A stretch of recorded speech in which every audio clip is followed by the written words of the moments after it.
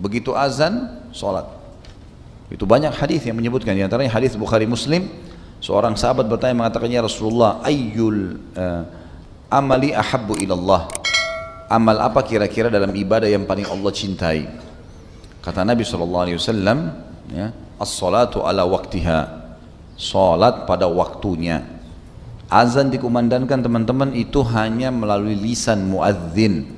Hakikatnya adalah panggilan dari Allah yang maha tinggi dan maha pemurah. Karena semua orang Afrika, mau orang Arab, mau orang bule, mau orang Melayu di Asia Tenggara sama saja. Semua mengucapkan hayya 'alas shalah, hayya 'alal falah. Sama. Ayo salat, ayo menuju kepada kemenangan. Jadi sebenarnya Allah sedang memanggil kita. Beruntunglah orang yang langsung menjawab panggilan tersebut. Sampai kata Nabi SAW dalam hadis Bukhari Muslim yang lain, "Lo ya'lamun nasi ma fin nida'i was-saffil awwal la'atahuma walau habwah." Kalau seandainya manusia-manusia ini mengetahui apa yang Allah janjikan di azan dan saf pertama. Saf pertama tentu bagi laki-laki di sini, ya, karena perempuan lebih afdal saf yang belakang, gitu kan. Maka mereka akan mendatangi keduanya walaupun merangkak. Yang dimaksud dengan mendatangi azan di sini adalah baik jadi muadzin, itu fadilah besar. Imam kalau sholat mengimami kita, dia dapat pahala, kita juga dapat pahala semua masing-masing. Tapi imam diberikan oleh Allah bonus karena memimpin kita sholat, pahala kita semuanya. Muadzin panen pahala semuanya. Makanya kata Nabi SAW, kalau seandainya orang tahu yang dijanjikan oleh Allah di azan dan saf pertama, kalimat azan di sini adalah jadi muadzin yang pertama. Kemudian yang kedua adalah masuk dalam masalah ini menjawab langsung azan itu. Menjawab dengan lisan dan gerakan tubuh datang ke masjid sholat atau kerjakan sholat. Sebagaimana sabda Nabi SAW dalam hadis yang lain juga sahih, kalau kalian dengarkan muadzin mengucapkan azan, maka ucapkanlah yang seperti dia ucapkan. Kecuali di hayya 'alas shalah dan hayya 'alal falah, ucapkanlah la haula wala quwata illa billah. Ini berarti fadilah juga masuk dalam masalah ini. Allah janjikan pahala yang besar. Makanya kalau dengar azan teman-teman berhenti sebentar, sejenak, dengarin. Ya, ucapkan seperti itu. Atau kita lagi dengar radio di mobil, lagi azan, jangan dimatikan.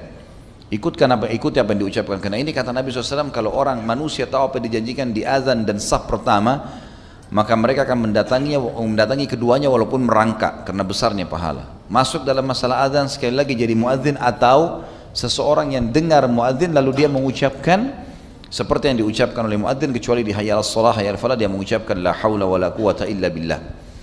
Masuk dalam masalah ini adalah segera datang untuk mengerjakan sholat, menjawab panggilan azan itu.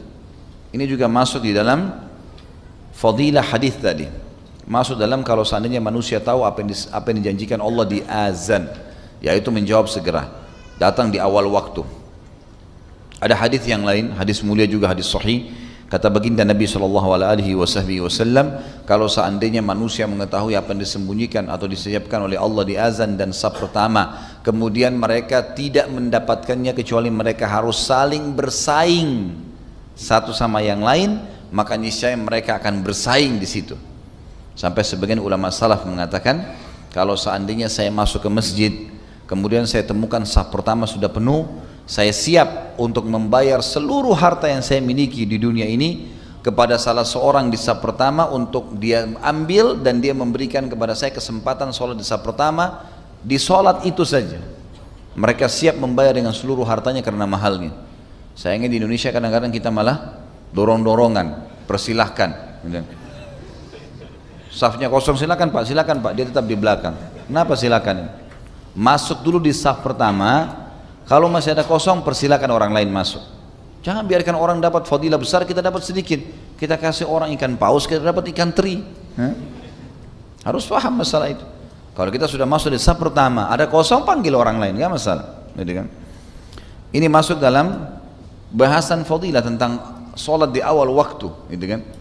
Juga ada hadis Nabi SAW yang sahih yang berbunyi, kata Nabi SAW, kalau seandainya siapapun yang tidak ketinggalan takbiratul ihram pertama imam, maksudnya adalah jamaah pertama sholat. Jadi begitu azan iqamah pertama, ini tidak masuk dalam jamaah yang kedua, jamaah yang ketiga masuk di masjid. Jamaah pertama yang mempunyai fadilah. Siapa yang tidak ketinggalan takbiratul ihram imam, ya, takbiratul ihram pertama imam, maksudnya adalah Pertama dia takbir di rakaat pertama, dan juga masuk dalamnya adalah awal jamaah yang pertama. Maka dia akan selama 40 hari, maka dia akan diselamatkan dari sifat kemunafikan. Selamanya tidak akan pernah jadi munafik orang itu. Dengan syarat dia mengerjakan 40 hari, 5 waktu sholat, subuh, duhur, asar, maghrib, isya, terus dijadwalin selama 40 hari. Dia beribadah kepada Allah tidak ketinggalan takbiratul ihram pertama, dan ini dijamin tidak akan pernah dusta seumur hidup, tidak akan pernah berkhianat, tidak akan pernah ingkari janji. Sifat-sifat munafik semua hilang dari dia.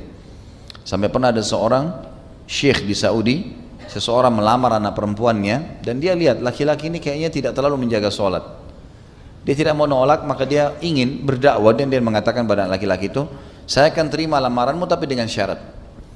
Kebetulan dia punya masjid, syekh ini dia jadi imam situ, dan dia 5 waktu sholat di situ. Dia bilang, saya ingin lihat kamu selama 40 hari ini, kamu hadir di sini, di saf pertama di belakang saya. Itu saja syaratnya. Kalau kau dilakukan, saya akan terima lamaranmu. Anak laki-laki ini cerita, dia bilang, awalnya saya datang sholat karena calon mertua saya. Saya datang karena dia. Tapi subhanallah, dia bilang setelah 40 hari saya kerjakan dan diterima lamaran saya, semenjak itu saya nggak enak rasanya kalau nggak sholat di masjid. Sudah terikat, seperti Allah sudah buat itu rangkaian untuk melatih diri, terapi diri untuk terbiasa mengikat diri dengan masjid. Ya, Allah angkat sifat kemunafikannya. Dan sekian banyak fadilah tentang sholat di awal waktu. Oleh karena itu teman-teman jangan tunda. Jangan tunda. Berapa menit sih? Gitu kan.